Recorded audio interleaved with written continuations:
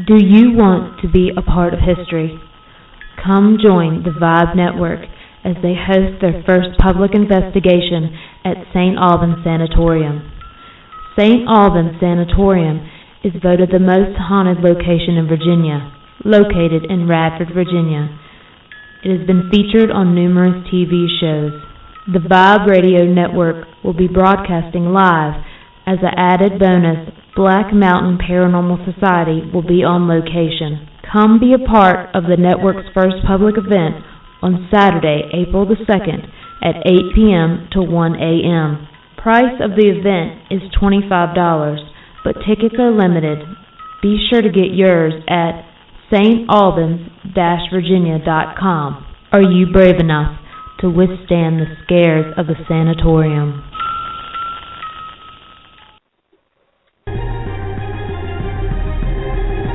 Welcome to Within the Chaos with your host, Rodney Shortridge, and co-host, Robin Dalton.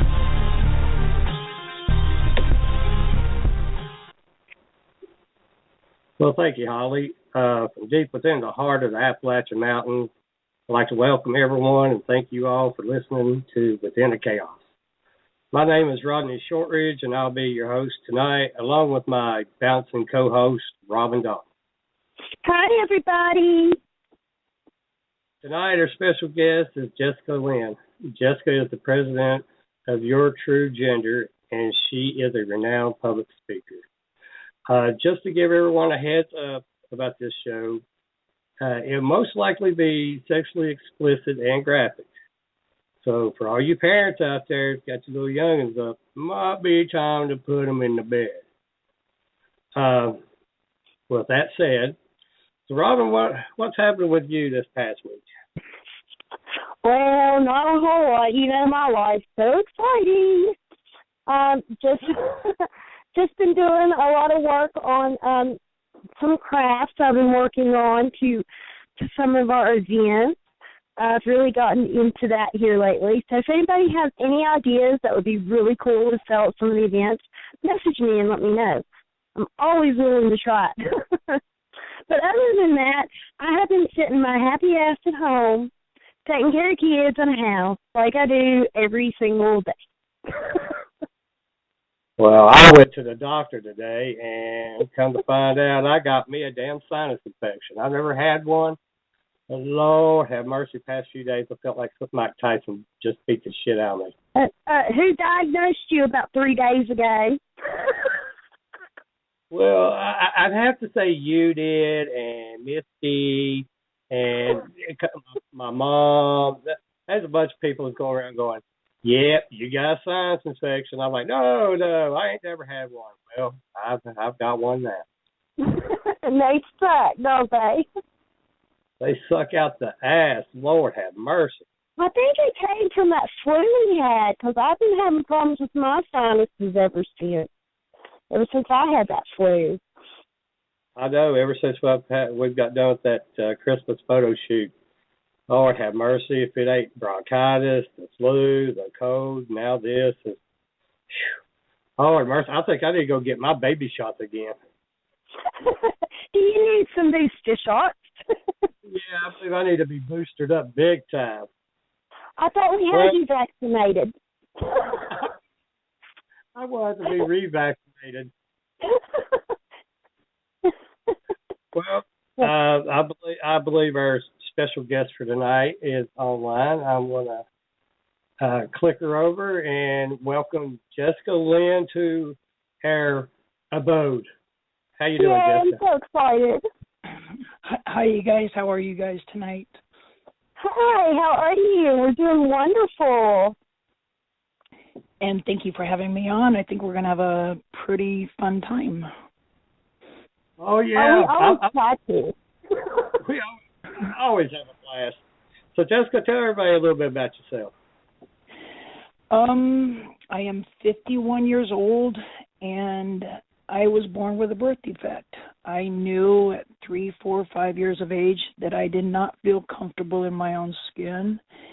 I hated being a boy, but I was born in 1965. and there was no such word. Well, I had never heard of the word transsexual, transgender, and I hated being a boy. I would play with my very, very best friend, Michelle Gorman.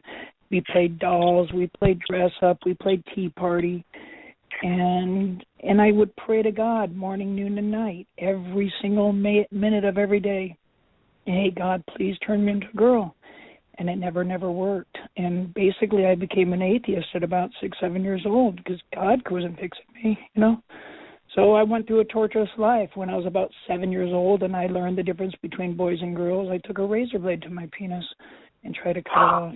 And I hated being a boy. And I went through pretty torturous, and that's where it started off. And then as I grew up a little bit older, my story is a little bit different than, most. I'm not going to say most. A lot of transgender people have the very similar story as I am telling you right now. Growing up, they try to twist their penis off. They would pray 24 hours a day in their mother's clothes, just like me, as in my sister's clothes, and just fantasizing about being a girl and nobody to talk to. So, but my story ends a little bit different. My way of coping, my coping mechanism was becoming obsessed with activities, whether it be stamp collecting, bug collecting, art, and then it became into sports. And I became a really good soccer player, and I was asked to play professional soccer when I was about 16 years old. I had 4 scholarship offers. I was asked to try it for the 1984 Olympic team. And and just that kind of stuff. And I relate to Caitlyn Jenner recently coming out, and during that period she was the world's greatest athlete, and that was her curbing mechanism. Her coping mechanism was athletics, and you see a lot of people do it. You got Christian Beck, that was a Navy SEAL. You have I have a friend of mine that's she was an Army Green Beret living up in San Francisco, and she recently transitioned. And you become the very, very best to focus your mind onto other aspects, and that's what I kind of did, and I did a damn good job at it, if that makes sense, So it was my curbing mechanism. And then when I was about 17 years old, when I was 17, I was always attracted to boys, but I could not come out and say that. This is 1980, 81. That was just a different world back then. And I wasn't just attracted to boys. I wanted to be a girl with a boy. And you never heard of anybody like that. It just did not make sense. I thought I was the only human being in the world that felt this way. And then boys start dating girls, and I met a young girl. She was 15 years old. And we started dating, and when I was with her name was Barbara. When I was with her, I could live my life through her. She was my very, very best friend. She was the closest person in the world to me, and I truly, truly trusted her, And about 7 months into our relationship, I came out to her, and I told her, hey, I want to be a girl. And she lost it, and she flipped out, and she's screaming, crying, you faggot, you queer, get the fuck out of here. Oh, my God. And I fell in love with a gay guy, and she flipped out. I went home that night and really contemplated, did I do the right thing? And I had to be truthful to her. And the next day she called me. She goes, hey, Jeff, we need to talk. I went to her house. She opened the door, and she wrapped her arms around me and told me that she loved me and that we'll figure it out together. And so, she was my very, very closest person. I finally came out to somebody, and I felt comfortable with her. And then there's always a part of my head, by acting as a straight man, acting as a normal, everyday person, it'll cure me, it'll fix me. And so I proposed to her in Christmas 1984. She cried yes. We started planning our lives together. And in December of 1985, I took her to work one day. She called, said, I got off work early, Jeff, come pick me up. I went and picked her up. And that fateful day in December of 1985, a drunk driver hit us, broadsided us. Our car flipped 2 times. It was hit by an 18-wheel big rig, and we rolled about another 5 times. And they landed a helicopter, took us both to the emergency room. And during that helicopter flight, I died about 5 times in the helicopter. I broke my neck. and I spent about 5 days in a coma. And then I woke up to my parents crying, telling me 5 days later, to my parents crying, telling me that my fiance, my very best friend, had been killed. So my life went into a complete, total darkness. I started drinking and using drugs. And, and that's about where, that's kind of where, am I boring you guys? You following me? No, I'm in awe. I really am.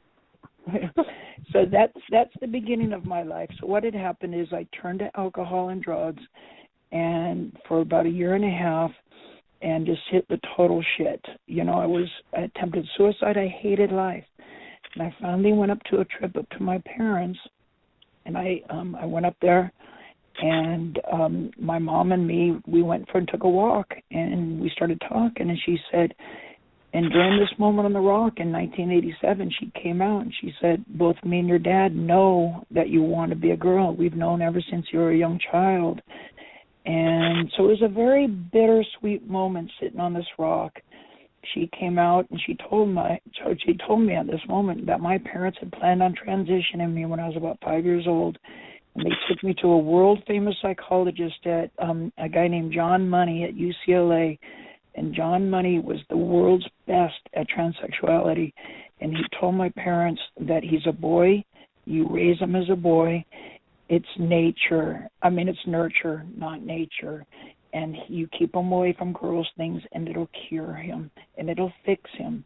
And but this guy he's considered one of the most fucked up doctors in the transsexual world, the transgender world, because he did this to a lot of children, and he really screwed up their lives. And so here my parents had planned on transitioning me when I was 5 years old, and I never knew it. So it was a bittersweet moment for me on that rock in 1987 because I was pissed as all hell at my parents for keeping me hidden from it for so many years. But it was also a sweet moment. Now I was out to my parents. I wasn't out sexually, but I was out wanting to look, act, and be a girl. And so I have not, since that moment on the rock, I have not touched a sip of alcohol or drug. I've been 100% sober since. And I don't condemn anybody that drinks. I don't criticize. I can date a guy that drinks right now. I just personally don't do it. I don't make fun of anybody. I just had a drinking problem, and I don't do it, if that makes sense. I'm sure I could go back to drinking now. I just don't like it. It just doesn't interest me. You were going to say something? You go right ahead. You're killing it. All right. From there, what had happened is, part of my story is, from there, I was sober now, and I went through this period of, am I going to transition, am I not? It was a very confusing part. I did not know much about transitioning. There was the only thing you saw was in the back of dirty magazines, like Penthouse. You wouldn't even have it in Playboy. You'd find it in Penthouse, Hustler, and that kind of stuff. And you'd find things of something called Lady Boys or She-Males or Chicks with Dicks. And that's not what I wanted to be. I wanted to be 100% woman. So it was a very confusing time. Do I transition? Do I not? I don't want to be halfway. I wanted to be full. And so I went through a couple years of just, what am I going to do? Stay at my parents for a little while. And when this went back and forth, and then it went on, and there was still no information out. This went on for a few years. And then then the computer's starting to come out, and I'm starting to learn a bit more about it, that there are doctors that do this surgery. And there's people out there like me, and we're starting to find out. And, so I'm pulling out the computer, and we're saying, okay, there are doctors, but surgeries are a hell of a lot of money. My dad was retired. My parents didn't have a lot of money. And so I said, okay, I got to make some money. So a friend of mine in Los Angeles, his father passed away, and he said, we want to come down here and remodel my mom's house. So I went down to L.A., and I started staying with one of my brothers and working on the house. And I was making anywhere between $1,000 and $1,200 a week. I was working 5 or 6 days a week, and I'm starting saving money, and I'm starting to plan and save money. And I'm starting working at it, and I'm spending weekends getting some clothes together, and I'm preparing for my transition. And this went on for a little while. And on weekends, I go to my parents, and, when I had long enough time, and go and, start preparing. We're finding things out. There's hormones and this kind of stuff. And then I was a contractor, and then one day I walk into a lumberyard, a home base, which was like Home Depot, and this girl behind the counter said, "Hey, Jeff," and she knew me. And so we started talking, and we exchanged phone numbers, and we started hanging out. And we started hanging out, and I pretty much came out to her from day one or day two. I wasn't straight out and say I want to have a sex change, but she knew I wanted a dress. She accepted it. She would pluck my eyebrows. I mean, it wasn't like a turn on for her, but she accepted it, and she would go shopping with me. We'd go to a Fallbrook Mall, and we'd buy clothing together, and we'd do these kind of things. And like I said, it wasn't something that she enjoyed, but she accepted it, and it was just that. And I slept with her a handful of times. Okay, I wasn't particularly interested in girls, but I slept with her. And then one day, I got her pregnant, and I seriously had no idea what in the world to do. And I really, really debated about it. And we sat down, and me and her talked, and she goes, "You can leave, and you can go live your life and do what you want, and be a girl, or and I will raise this child alone." And I really, really sat and debated about it. And I talked with my parents, and I went through this thing. She was not going to have an abortion. Finally came to the fact is I have to be more, I have some morals, okay? I mean, I have to. And so I put my transition behind me, and me and Rachel got married on March 31st, 1991. And on August 18th, 1991, my first son, Jeffrey, came into the world. And we did not have medical insurance, so I was working all the time, 6 days a week. Like I said, we didn't have medical insurance, so I was working, and she was a stay-at-home mother. And I was rarely with her, So when I came home, I was with my child. I was a rotten husband, but incredible father. I had a great deal of time with my child, and I rarely slept with her, but I slept with her one too many times because she got pregnant a second time, completely unexpected.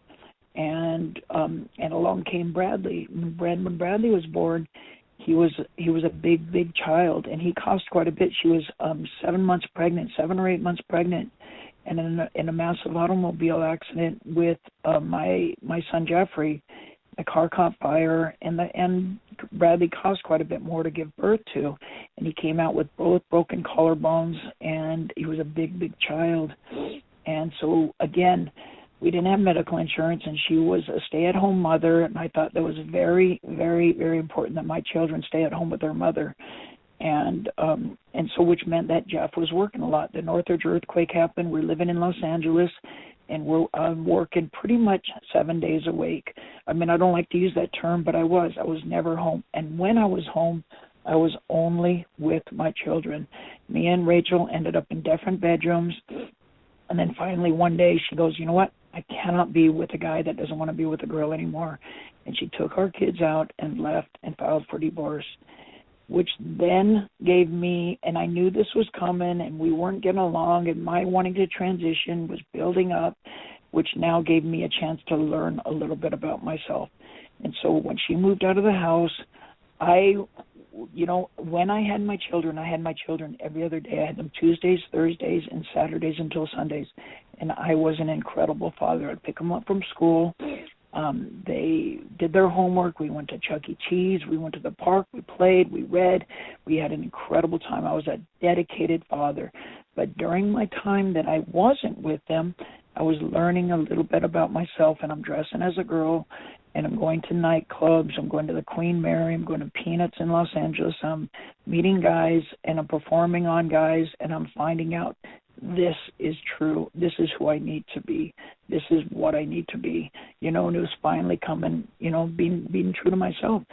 So it was this lasted for a couple of years, and this is a very, very confusing time because I was a father and I couldn't do it. And it was, so I went back and forth. I was living a double life for a few years, and this went on, but my kids were the world to me and are the world to me. So then finally, it was Christmas Eve, 1998, And my eldest son, Jeffrey, calls me and goes, "Hey, Dad, we have no Christmas tree at Mom's house." So I bring a Christmas tree over, and we set it up as a family. And I remember this plain as day, saying to her, "Hey, can I sleep on the couch?" And she said, "Yeah, go ahead." And I went to sleep, and she woke me up about 11 or 12 o'clock at night, and I went to bed with her. And, I got horny that night. My dick got hard, and I slept with her. 9 months later, along came Curtis. I got her pregnant a third time. I was a fertile fucker, I swear. And one of the funny things. Rod. That sounds like me. Oh, Lord. So we got back together as a family unit. We did not remarry, but we got back together, and we raised our children together. We sold that condo that we were living in, and we moved to Reseda, and we bought a little house in Reseda. And, again, I was hard working. She was working part-time, going to school part-time. We ended up selling that house, and we moved up the coast of California up to a place called Santa Maria, California, right on the coast. And we ended up purchasing a home.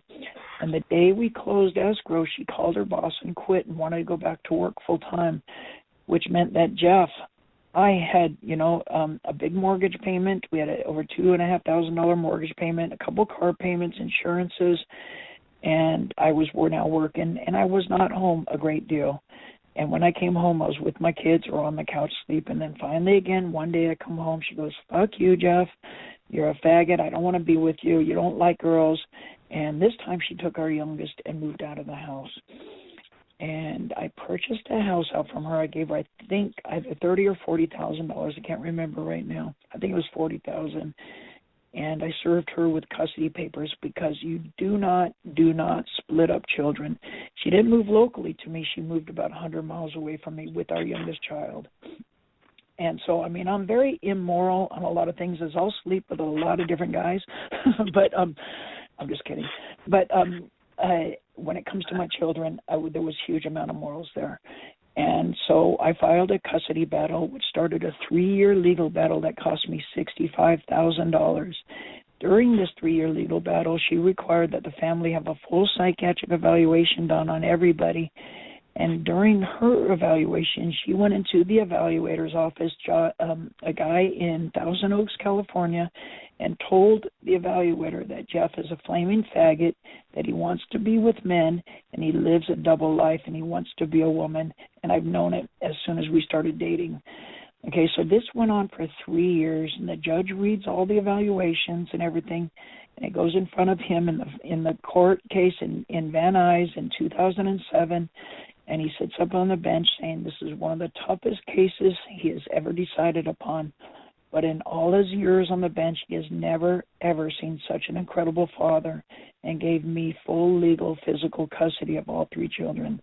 And so you can imagine, I was on cloud 12,000, and here I was raising my children and doing a damn good job. And then, some other shit happened. Rachel ended up being in a massive automobile accident, again, with my youngest son. And I let her come back into the house while she recovers, and I end up losing my house. We moved to the Central Valley, and I came out to her, and I said, I need to transition. And during that period, she said, I will 100% help you with your transition. And we started working on a deal. We were in separate bedrooms in a house in Tulare. We rented a house, and I put her through mini medical school to finish getting her dental hygiene license. I supported her. I carried her. I had full custody of all 3 children, and she had made arrangements with me, and she said, I will be 100% supportive of you. I will go to the doctors with you, and we made arrangements to go to Dr. Marcy Bowers in Trinidad, Colorado, and Dr. Toby Meltzer in Scottsdale, Arizona. We had reserved a car. We had done everything. And then we never did those trips because just life happened. We lived in that house for 2 years, and we made the arrangement. I started planning on my transition, and she was working with me. We'd sit on the computer at nighttime and discuss where's the best place to live, and and just this kind of stuff. So when she graduated her medical school and my eldest son graduated his high school, her and my 3 children We loaded up the household, and her and my 3 children moved to Allen, Texas, just above Dallas, Texas, and local to her sister. And I stayed behind and started to plan my transition in California. I finished up some work. I went back and forth to Texas and started planning my transition, met my hormone doctor, and started planning on working on it. In Christmas of 2009, I flew to Dallas, Texas, and I was the day after, I spent Christmas with my family, and the day after Christmas, I took my eldest son down the street, and we had a long, long conversation, and I came out to him. It was about a 4-hour conversation, and I came out to him and told him, your dad is going to come and transition into a woman. And he got up, and he wandered around the park for about 45 minutes, and he came back, and he said, you're my dad, you've always been there for me, and I fully 100% support you, and I want to come back to California and begin with you and help you. So I came back to California. About a month later, he moved in with a friend of mine in Los Angeles, and he was near, kind of local to me. And I started planning my transition. I made an appointment with Dr. Marcy Bowers in Trinidad, Colorado, and I flew to Colorado. During my trip to Colorado, I was on the phone with my middle son. I was still on the phone with my youngest son and my middle son constantly, 24 hours a day. I was always on the phone. My youngest would call me every morning when he woke up, which was, I'm an early riser, which is 4:30, 5 o'clock my time. And my youngest son would call me, hey, Dad, what's going on, Dad? Hey, Dad, And then so during my trip to Trinidad, I was on the phone with my middle son numerous times, and I told him to look up the word transsexual, transgender, and he did, and he talked to counselors at school. And during the bus ride back from Trinidad to Denver for the airline flight, I came out. He goes, what are you doing in Colorado, Dad? And I said, I'm planning my sex change. And there was silence on the phone, and he comes back and he goes, you know what? You're still my dad. I still love you. And you've got my support. So I came back to California, and I started working my way towards my transition. I started living full-time in Memorial Day of 2010, and law requires that you live 1 year full-time. But I was already pre-transition. I knew what I wanted, and I started driving the doctor crazy. And I lied to her, and I said, yes, I need my surgery. And she was bumped up to September 17th of 2010, which happens to be my youngest son's birthday. So we now share a birthday.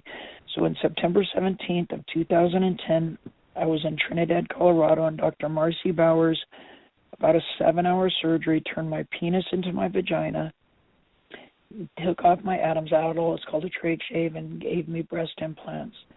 And I was up and walking about 2 days later, and so I had my complete surgery. About 3 or 4 days later, when I left the hospital going to the morning after house, Dr. Bowers' nurse handed me a letter saying the United States government now recognizes me as 100% female. You can imagine that was one of the most incredible moments of my life, because I finally accomplished my impossible dream. Came back to California, I recovered. The doctor said at the time, she said, you cannot have sex for 6 weeks. And I said, you know what, look at me, I'm an ugly bitch, right? But 6 weeks and a day later was the first time I got laid as a woman, and it felt good. It felt really, really good, believe it or not. Okay, Rod, picture that. They taking your penis, cutting it off, turning it inside out, making a vagina out of it, and you're having sex 6 weeks later. Does that kind of blow your mind? Well, yeah, it blows my mind. And also, I told you earlier, it makes my balls hurt when you say that. Well, I don't understand. When they go and they do this surgery on you, I'm sorry, I'm one of those people, if I offend you, I'm sorry. There's nothing that you're going to say is going to offend me. Yeah, I'm not sure how to word this.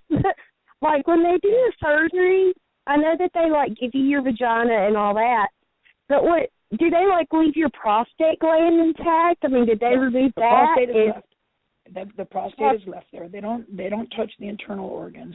I have no, you know what I mean? They take my penis, they invert it, and they turn it into a vagina. They take my testicles, and they make my labia.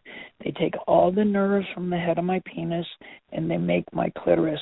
I have been with men that have no idea, okay? I have had guys do oral sex on me that have no idea. That's how good the surgery is, okay? And the depth is good. I'm self-lubricating. I can have orgasms, the whole 9 yards. That's how good it is. You would be blown your mind. Orgasm through oral sex. I mean, all that. Oh yeah. It's the best. That's awesome.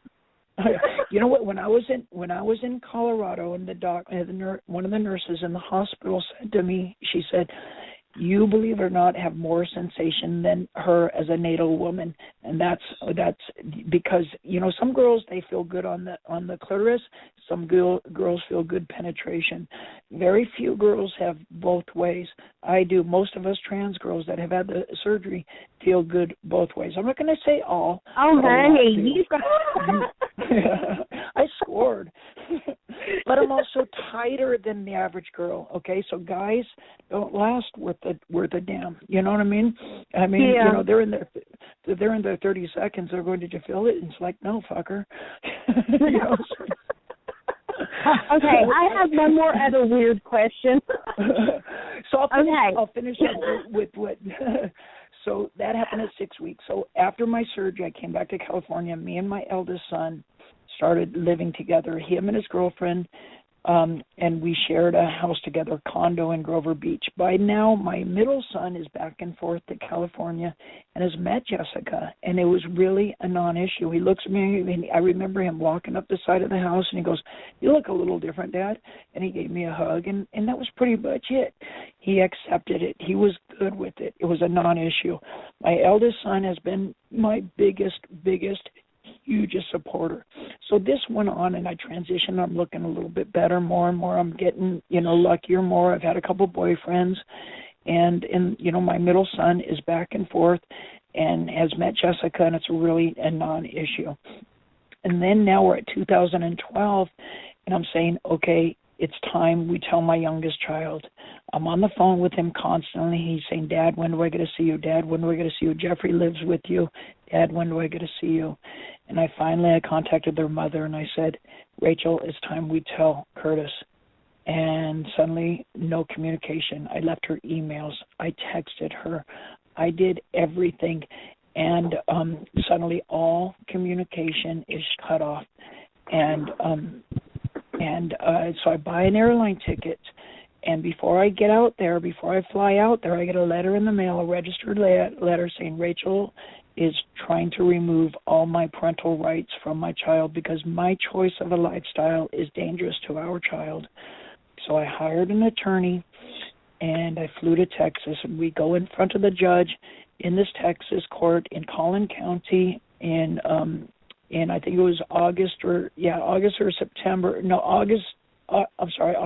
of 2012. And the judge, during this long argument, this long day, says there's two things. He goes, "You're allowed to talk to your child anytime you want on the phone, okay?" And he goes, "And you must have a full psychiatric evaluation." But he did say during this thing, he says, "If you tell your child that you have transitioned," and I have all the court documents to prove it. I have the minutes from the court saying, "If you tell your child that you have transitioned, you are going to jail, and there's no money that'll keep you out of jail." And if I tell my child that I have transitioned, and there's not any money that will keep you out of jail, and then he goes, "You must have a full psychiatric evaluation done by Dr. Ben Albritton, located in Dallas, Texas." And he didn't give a choice of doctors. He said, "This doctor is to do your full-blown psychiatric evaluation, and it must be done on or before January 31st, 2013 at my expense." I left the courtroom. I went into the front court of the building, and I started calling the evaluator saying, "I am here in Texas. Let's do it now." Right, and a couple hours later, his secretary called me back and says, "We cannot do it here. It's going to be the Monday after Thanksgiving, and it's $3,000." Right? Holy crap! I come back to California. I wire him $3,000. I buy my airline ticket. I buy my hotel, my reservation, and the whole 9 yards. I am still not able. Every time I text my kid's mother saying, I want to talk to Curtis, she texts back and says, Curtis doesn't want to talk to you.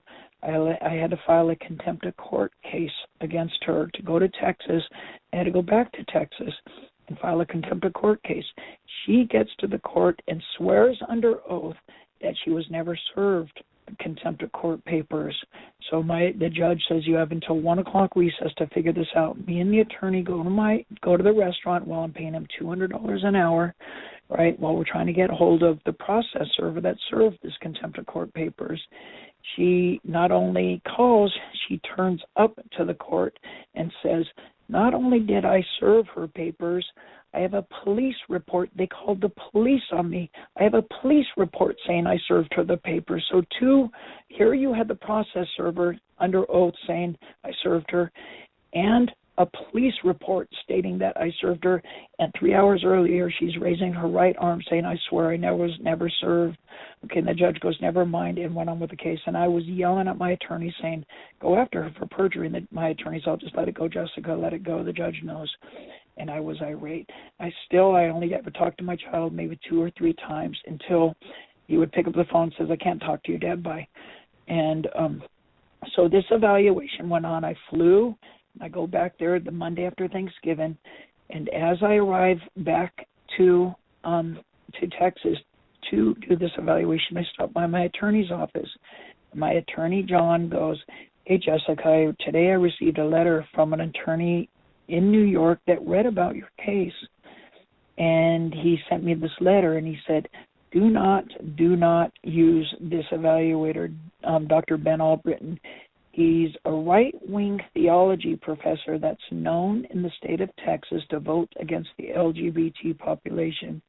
In his college thesis, he wrote that God will cure the homosexual population, right?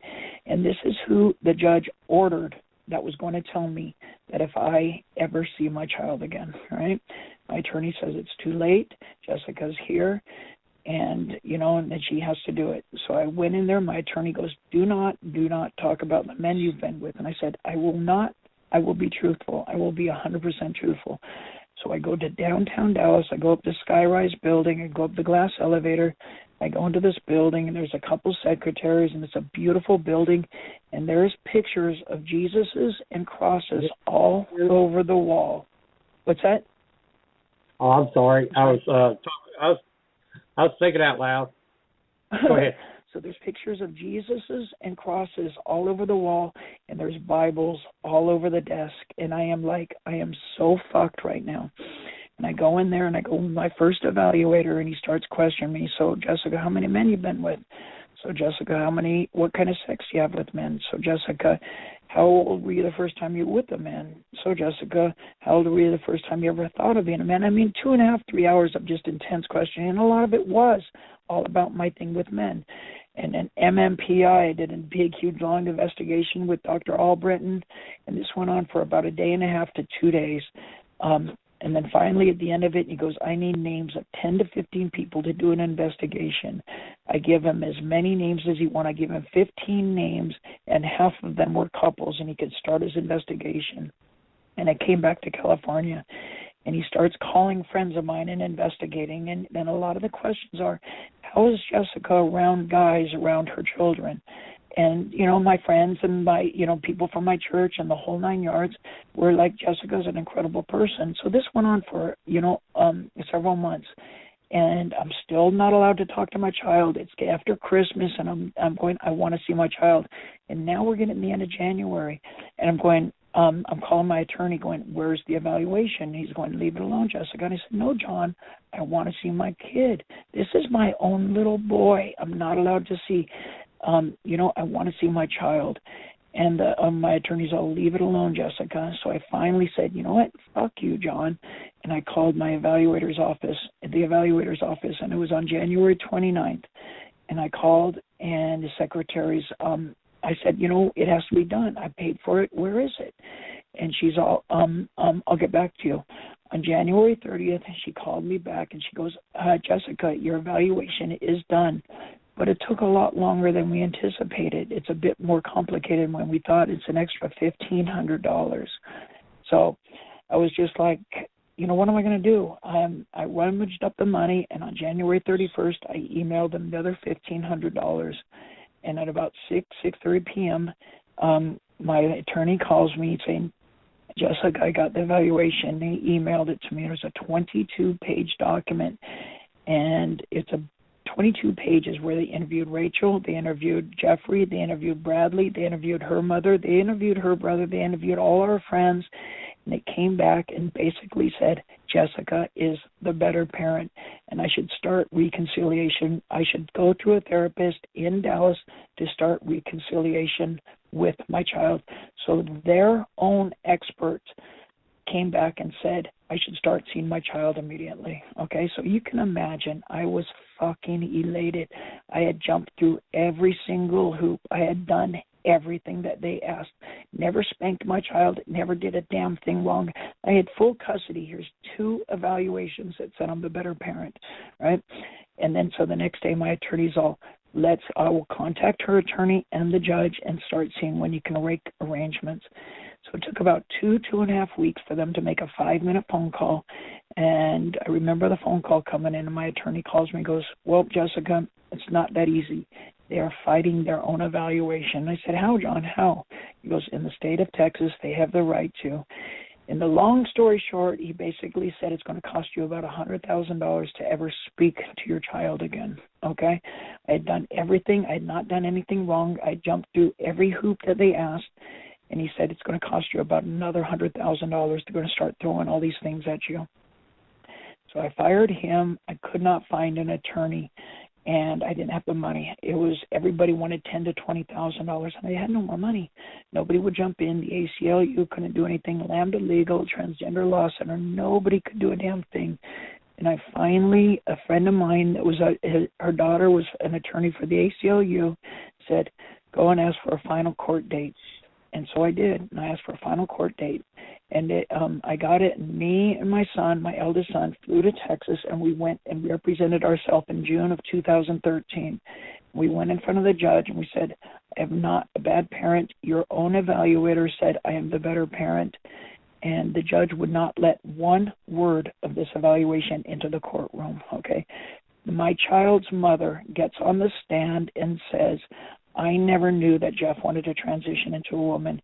I pulled out the document that was from an L.A. Superior Court document, and the judge would not allow it in as evidence. And it stated right there and then in a sealed L.A. Superior Court document that Rachel knew. And she sat there and says, I never knew. And the judge would not allow it, saying it's an L.A. document. It's not allowed in Texas. She gets on the stand and said, I never knew until one of my brothers died. My eldest brother died, and we had and during the funeral, some joint friends of mine and Rachel's were there, a guy named Eric and somebody else. And she said, until Eric came back from that funeral and told me that he saw Jeff dressed as a woman, my eldest son gets on the stand and says, and he was shaken because he got up there and he says, when my dad told me in 2009, when my dad left for California, my mom came to me and said, did your dad tell you, he's transitioning? My eldest son said, yes. And she got on the stand and said, he is lying and should go to jail for lying. So she went as far as threatening her eldest son to go to jail in a Texas court to prove that she wasn't lying, even though we had court documentation, everything right there. And I have it, and I use it. You know what I'm saying? And when I go and present to the schools, I show this documentation. She knew. And so, and it finally went on at the end of the day, and the judge goes, go back to California, and I will email you my results.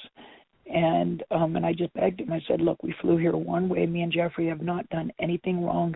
Your own expert said I should start seeing my child immediately. And the judge says, go home. It's a very difficult case to decide. So that Friday morning, the email came in, and it stated that I lost all my parental rights, right? It's saying that the state of Texas has removed all of my parental rights. because my choice of a lifestyle was dangerous to the child. They said that I did not communicate with the child, even though I had stacks of T-Mobile phone records. I had letters between me and my son. They said I didn't support him, even though I had full custody, even though everything I put her through medical school.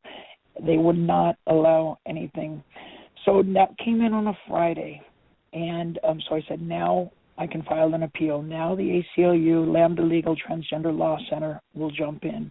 And the next day was a Saturday, and I had a boyfriend at the time, a guy named Chad, and we met. He used to work in San Luis Obispo, and I met him in San Luis Obispo. We went to a party that afternoon at a friend's house, and I followed him home. And I said, okay, Monday, Tuesday, I'm going to start filing the appeal. It's the very best I can. In the state of Texas, you have 30 to 90 days to file an appeal. It was too late on a Friday. I was totally distraught. And so the next day, I'm following my boyfriend home to his house. I'd go to his house on Saturday night and come home Monday morning. And I was almost to his house when my cell phone rang. And it was my sister. And she goes, hey, Jessica, where are you? And I said, I'm at my boyfriend's. Why? And she goes, I don't know how to tell you this, but our little brother just committed suicide. He wasn't suicide, but that's how I was told right then and there. And so I left my boyfriend. I came home, and I came to my mom's house, and her mouth was on the floor, and she was just devastated. And so I dealt with the family for a couple of weeks. We buried my brother, had a funeral. He has 3 small children. I dealt with my mom for a few weeks. And finally, I went to the computer, and I hopped on the computer, and I said, it's time to file an appeal. And I pulled out my computer, and there it is, 30 to 90 days to file an appeal. And I pulled it out, and I started doing it. There's a little loophole on the bottom right-hand side that says 30 to 90 days except when you lose parental rights. You have 21 days. And I was like at day 23. There was not a fucking thing I could do about it. I was not allowed to. I called the court. I called Lambda Legal, and they said, there's not a fucking thing you can do about it. You're screwed, Jessica. So you can imagine, that's it. My son, I'm never allowed to see him, call him, talk to him, email him ever again. They have gone and said, you're no longer his parent, okay? They have removed all my parental rights to my youngest child. I haven't seen him since he's 10 years old. Then on Christmas Eve of that same year, 2013, my eldest son and me are living together.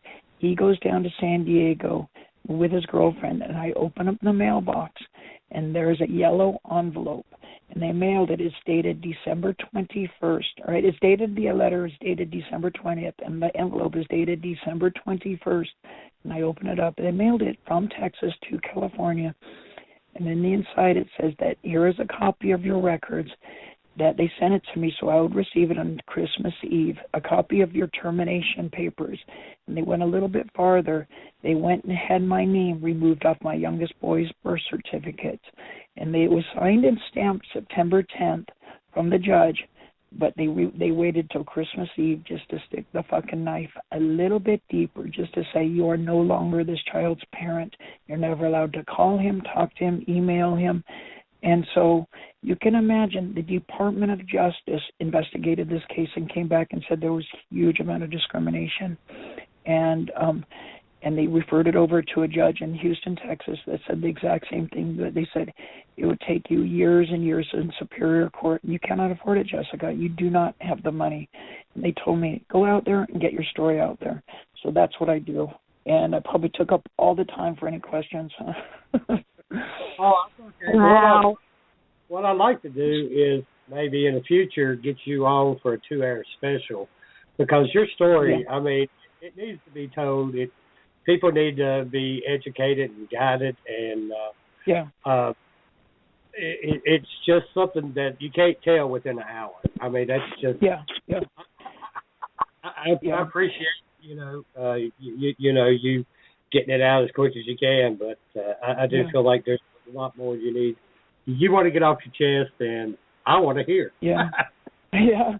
Well, like I said, I didn't know what we were going to do when I called you in, when you called me up. I mean, are we going to talk the story, or are we going to,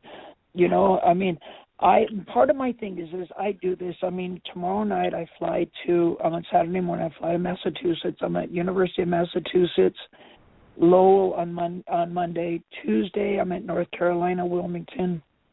Thursday, I'm at North Carolina, Chapel Hill. Friday, I'm at North Carolina, Elon University. The following Monday and Tuesday, I'm in Florida at Pacific Dade College. That following Wednesday, Thursday, and Friday, I'm at Mississippi State. And then I go to New York. You know what I mean? This is just, and I do it from state to state. And I do this we're a non-profit. We do this to educate the people. And this is how you heard about me. I was in West Virginia. And, you know, in that school, I was the first trans speaker that's ever spoken there. We need to get people aware. No 7-year-old boy takes a razor blade to their penis because they feel a little different. Nobody goes through this kind of shit because they just want to be different, or they want to look different, or they want to be treated different. It's an ongoing torturous lifestyle. And it's bullshit that people sit there and say, oh, it's a lifestyle choice. Oh, that's what you want to do. Okay? I would love for one of these people to live in my shoes for 24 hours. And I can guarantee you they wouldn't have, you know what I mean? So. Well, I think we got a caller. We'll see if we got time. Maybe take a couple questions. Let me see. If they're on. Misty, are you on? Misty. Hey, Rodney, how y'all doing? I'm doing all right. Hey, Robin. I didn't mean to shock you like that, but I seen that you was on, and I knew you was wanting to ask her a question or two before we ran out of time. Oh, my gosh, let me tell you, this is such an inspirational story. Rodney, when he first told me that he was going to have you as a guest, darling, I was like, I am so interested in this. So I have been completely like, can I get this question? Can I get this question? But I tell you what, as I was listening, your story is all-encompassing, honey. You have answered every question. My biggest question, and don't think bad of me, was about the sex, honey. You know we want it good. That's all I want. You know, part of my thing is when I tell my story in the colleges, and see, this is why I did a high school. I did 800 students in a high school the other day in the auditorium, but I couldn't talk. I couldn't be myself. And I watched myself. I think I said shit 3 times, you know. And but when I talk to the high school, to the colleges, I say, you know, and it's a funny phrase saying that 6 weeks later, I would have had an orgasm right then and there, except the fucker came too quick. And ain't that the truth? You know what I'm saying? I don't have that problem. Oh, my goodness. That was my biggest questions was this. One, it was, of course, the orgasms, honey. We got to cut right to that stuff. And you answered that perfectly. But also, was there anybody who supported you during this transition and then turned around after you had done it and kind of pulled away from you, or you saw that they weren't as supportive? And how did that make you feel? My elder brother, one of my brothers, I had 3 brothers, and 2 of them recently, like I said, had passed away. But my one brother that was very, very close to me my whole life, you know, growing up, he was a contractor, and when we and him talked, basically the same day that I came out to my eldest son, and he said, I fully support you. And that was pretty much the last time I ever talked to him. And I don't care. I honestly don't care, because if he wasn't going to support me, he knows of all the shit that I've gone through, and he's not going to be there. I don't care, you know. I have new family. I have new friends. I have an incredible amount of friends. Everywhere I go, I make friends. And then the one hurtful thing was my middle son. And what had happened is he was very, very, very supportive of me. He had come out to California. He had met me. He had dealings. We were on the phone 4 times a day. He was, you know, my oldest son was back and forth to Texas. And then when I confronted their mother and said, okay, it's time we tell him, he shut off all communications with me, and I really haven't seen him since, you know. And I saw him at the courtroom. I hugged him, but he was fully supportive of me all the way through it, you know. And that's one of the hard things. And my eldest son, he just recently joined the Air Force, and we reached out to my middle son, and he would not respond. And it's one of the most heartbreaking things you've ever seen. With your middle son, do you think, where he was so supportive, do you think it has more of an influence with what his mother is telling him and stuff like that? That's all it was. That's all it was. because his mother is just such a hateful person, and that's what it is, you know. She originally, when she met me, she accepted this, right? It wasn't like I did this 24 hours a day. It was a very, very confusing thing. I did not understand a great deal about it, but I didn't hide it. She knew about it, you know. And I think this was when I won full custody of all three children, full legal physical custody in 2007. I think from right then and there, she figured a way to get back at me, and she came and said, "I will fully support you, and help you with your transition." And then when it was time, she said, "Fuck you," you know. And, well, honey, I've seen your pictures, and you say, you know what? I would never have ever guessed in a million years if I'd ran into you that you were a man before. And you think maybe she's just jealous because you're prettier than her? Actually, yeah. And I got better tits. No, I'm just kidding. And I got a tighter vagina. No, I'm just kidding. I'm just kidding. But, you know, I don't know. I'm sorry? I said, Lord have mercy, you girls. And that's what it is. She's just pissed off because your ass is a little tighter. And, you know, I do not, to be honest with you, I do not know why, because she was supportive of it. And I think what it was is she had this she had to save face coming out and saying, I don't want to let anybody know that I was married a faggot, that somebody was, you know, that I knew about this. And I think that's what it honestly is she did not want to say that she knew anything about it. And I have documentation. So when my youngest child is old enough, he will see the documentation. I have all the court documents that she knows and knew. And like I said, my book is coming out at the end of this year. And it's called Jessica's Ladder by a good friend of mine named Mandy Howard. There's a movie being written, about my story right now. I was just picked up by a guy named Ames Icon, and it's a transcendence icon company. And now I'm doing this professionally. I'm traveling in the country, but I do it not for money. I mean, I do it to help educate people like you, like Rod's daughter, like everybody. And the way I think it is, sooner or later, these younger generation kids, they're going to be parents. They're going to be aunts. They're going to be uncles. And sooner or later, 1, 2, 5, 10 of them are going to know somebody that has my issue, whether it be a female to male, whether it be a male to female, may there be somebody in the middle, doesn't know what they want to do. And I want these people to be aware. You don't kick them out on the street. You don't beat them. It is something you're born with. Some of us. I definitely give you kudos for standing your ground and going through with it. You know, they say you should never stay in an abusive relationship for your children, and I believe you should never stay in a relationship where you're not unhappy, where you're unhappy with yourself for anybody. Yeah. I give you kudos for that. Well, we're just about out of time. We're down to 3 minutes, so Jessica, if you've got any information or contact information that you want to give everybody, floor is yours for a little bit. I have two websites. One is www.jessicalynn.website, and that you can follow and you can book me. You want me at any college in the country, any function that you would like me to do, you can go to.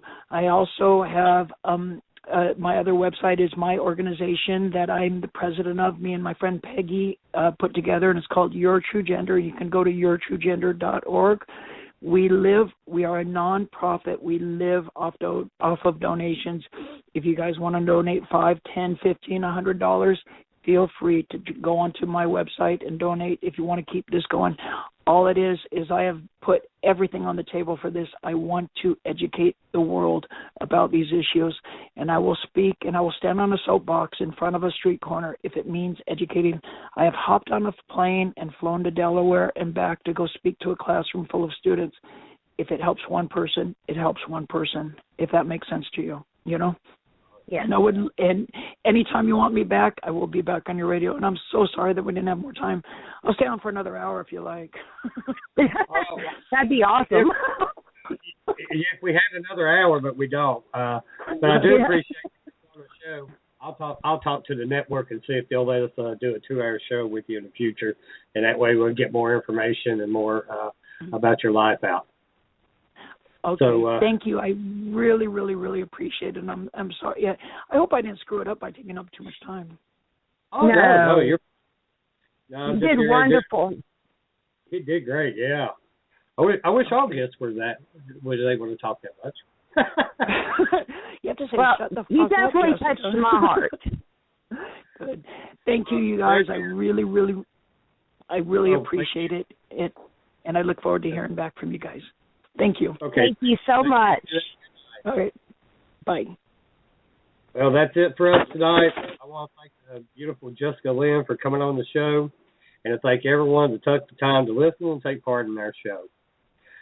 Big shout out to Vibe Radio Network, Holly and Ryan and the Vibe family.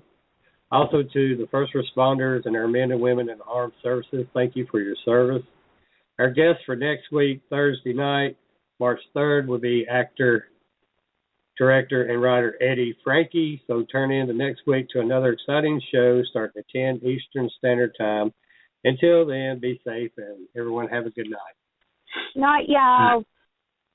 Well, we got about 36 seconds. Can you say good night, y'all, real slow?